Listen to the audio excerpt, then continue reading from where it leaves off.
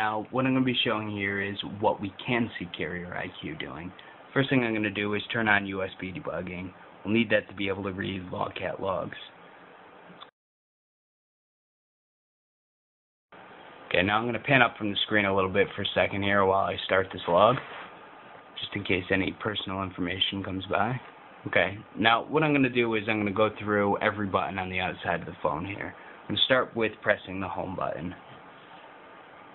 We see that when we press the home button, action com.htc.iqagent.action.ui01 is called. After that is called, it is sent with a button press, which they call W key code. The menu button press is number 11, and then a key event. A 0 comes when you press the button down, a 1 is displayed when the button is released. You can see every time that I press the home button, we get that same unique key code of a number 11 here for W key code. That means that is bound to the home button. The next thing I'm going to show here is the back button. If we press this device, we see the same action UI01 getting called, but this time it has W key code of 27. Now we know if an 11 is called, it is the home button. If a 27 is called, you press the back button. Now let's press some of the other buttons on the device. You can see if I press the menu button here, actually a unique key code is not displayed for that. All that we see is action com.htc.iqagent.action.ui01 is called. There is no W key code when you press that button. I don't know if that means something is not being logged or if we just can't see the log for that button. The same thing happens when we press the volume up and the volume down button.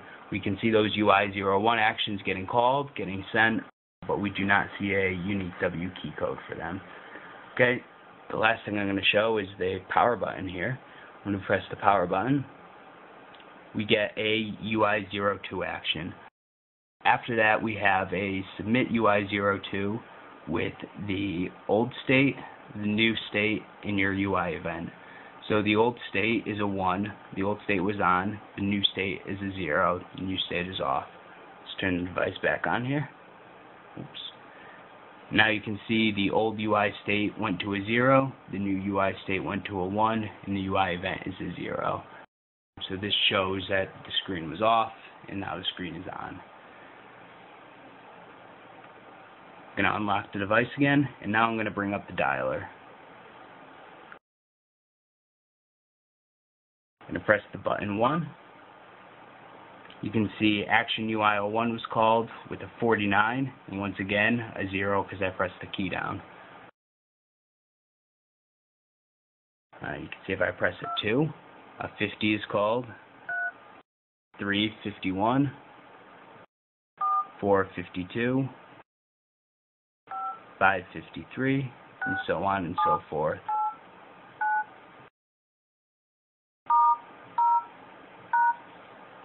So every button that you press in dialer before you even call it already gets sent off to the IQ application here and has a unique key press for everything that we press down.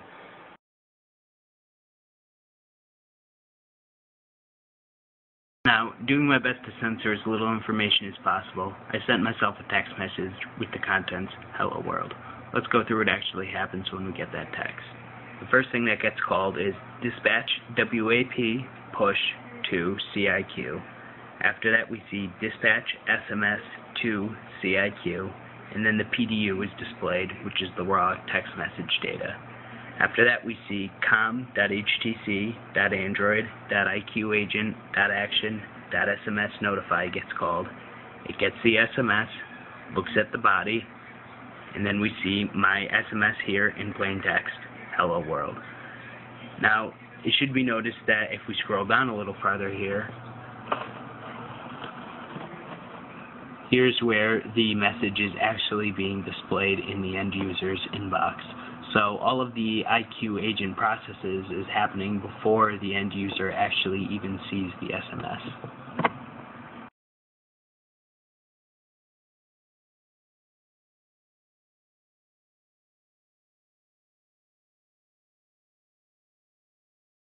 Now what I'm going to show is using the browser application.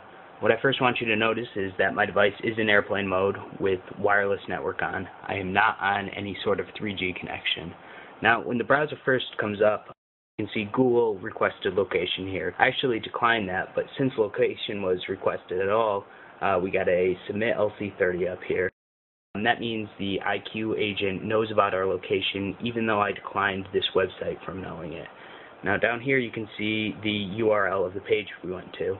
I'm going to want you to make note of that for a little bit later here. So what I'm going to show here is Googling the word hello world.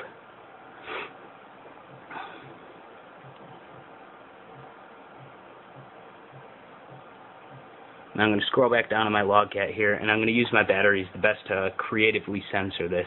I'm not too keen on my location being passed around, so let's see what I can do here.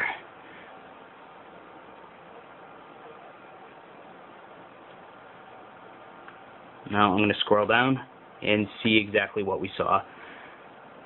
What we see here is I went to Google search and I searched for the word hello world. And the problem here is that this is over HTTPS. This information is supposed to be encrypted. The way this works is anything after the domain, you're supposed to get a handshake looking for the certificate. Once you make that handshake, the entire page is connected. So strings, stuff like this, are always supposed to be encrypted in the world of HTTPS. Now, while I'm showing just doing a simple Google search, there are instances where you can pass a username and password in plain text. And the reason here is because these strings are supposed to be encrypted. But we can see that Carrier IQ is querying these strings over my wireless network on no 3G connectivity, and it is reading HTTPS.